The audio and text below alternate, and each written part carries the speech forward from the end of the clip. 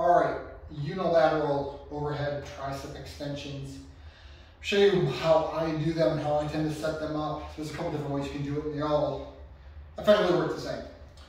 So the goal here is we want to have our arm elevated and a tricep in a stressed position. It's basically doing the same thing as a skull crusher. If you do a skull crusher the way you should be doing it. So obviously for this cable setup, I have it high because that's the only option I really have.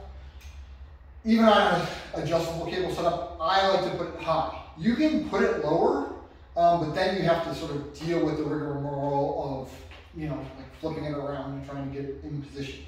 I find it much easier to just have it set high and grab here, right?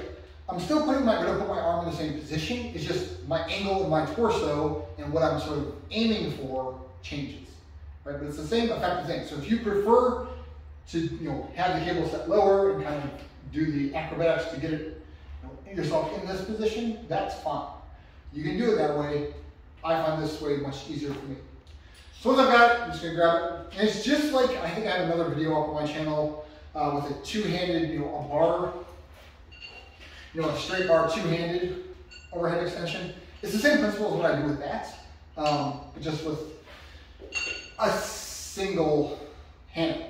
Right, so all I'm gonna do is put here, I'm basically going to, you'll have to lean out. Obviously if it's heavier, you'll have to lean further. You know how this works. Right? Whatever it is, I'm pretty light here, so I don't need to lean that far. But I'm basically letting this stretch back, right? So you want to overdo it, put your shoulder in a compromised position, but for me, it's right about there is about where I feel my shoulder is in a strong position, but I'm also stretching the tricep, right? So that's where I want to be.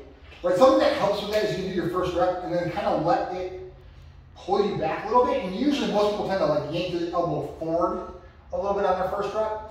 Let it, when you come back, let it sort of pull you back.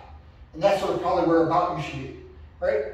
Now the key is you don't want to be doing this, right? I don't like doing that because it's going to engage your lat, your teres major. We don't want that. We want to just focus on the tricep. So with that in mind, I don't think about pushing forward. I think about pushing like to the corner where the ceiling meets the wall, right? Whatever room you're in, where the ceiling meets the wall is basically a good default to try to imagine you're pushing the weights in.